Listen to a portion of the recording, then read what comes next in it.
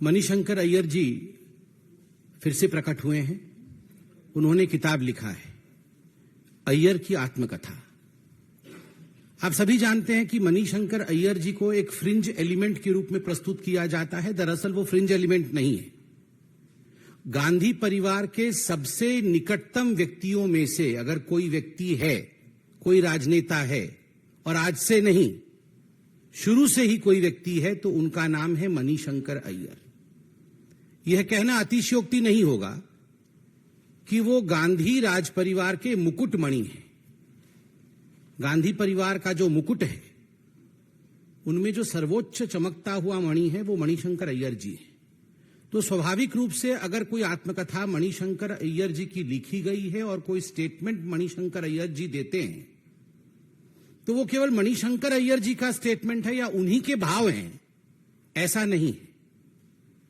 जिह्वा मणिशंकर अय्यर की है, विचार गांधी परिवार के। One should be extremely clear, whatever Manishankar Ayyar ji writes, speaks and projects, the pen and the tongue may be of Manishankar Ayyar, but the ideas and the objectives are the Gandhi family. He represents the Gandhi family as none other. बंधुगण, जब भी ये चुनाव आते हैं, चुनाव से ठीक पहले गांधी परिवार अपने एक प्रॉक्सी मणिशंकर अय्यर के माध्यम से कुछ स्टेटमेंट्स रखवाते हैं और ये जो मुकुटमणि है वो चमकता है। 2014 से पहले याद करिए, ये वही मणिशंकर अय्यर है जिन्होंने नाक भौं सिकोड़ करके नरेंद्र मोदी जी की तरफ देखते हुए कहा था कि नरेंद्र मोदी जी देश के प्रधानमंत्री कभी भी नहीं बन सकता। बन सकते भी नहीं बोला, बन सकता। मोदी कभी भी देश का प्रधानमंत्री नहीं बन सकता।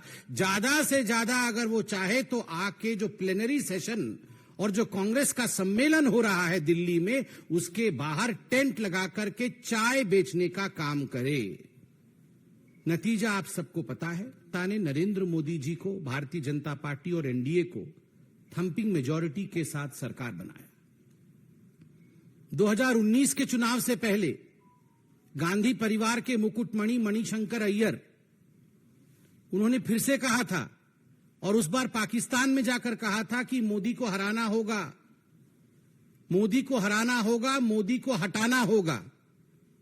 ये वही मणिशंकर अय्यर है जिन्होंने 2019 के चुनाव से पहले घोषणा की थी और जिस प्रकार के भाषा का प्रयोग किया था और कहा था कि नरेंद्र मोदी, एक देश के तमाम लोग आश्चर्यचकित रह गए थे कि आखिर गांधी परिवार के सबसे नजदीकी शब्दों का प्रयोग प्रधानमंत्री के लिए कैसे कर सकते हैं।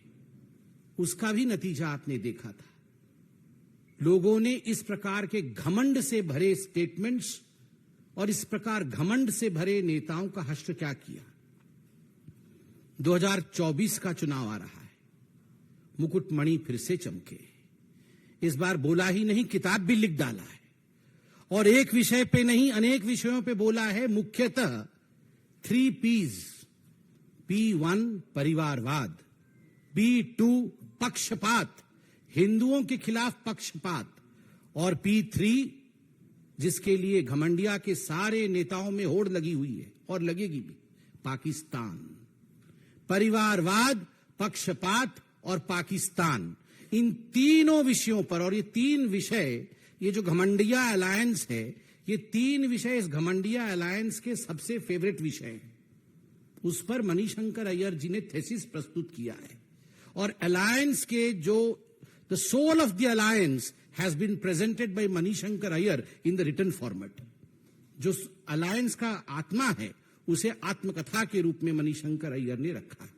परिवारवाद, आप देखिए, परिवारवाद को लेकर पीवी नरसिम्हा राव, जो कांग्रेस के ही प्रधानमंत्री रहे, उनके लिए जिस प्रकार के शब्दों का प्रयोग किया गया है, यह स्पष्ट रूप से दिखाता है कि गांधी परिवार के प्रवक्ता, गांधी परिवार से बाहर कोई और व्यक्ति देश का प्रधानमंत्री बन जाए, चाहे वो कांग्रेसी ही क्यों ना हो, इस विषय को सह नहीं सकते, कदाचित सह नहीं सकते हैं। और मैं याद दिला दूं, पीवी नरसिम्हा राव जी वो व्यक्ति थे जो थे कांग्रेस के, मगर गांधी परिवार के नहीं थे, और गांधी परिवार से बाहर कांग्रेस के वो प्रथम व्यक्ति थे जिन्होंने 5 वर्ष के कालखंड को बतौर प्रधानमंत्री पहली बार पूरा किया बगैर गांधी परिवार के होते हुए। यह गांधी परिवार कभी सह नहीं सकती थी। इसलिए मणिशंकर अय्यर द्वारा बुलवाया गया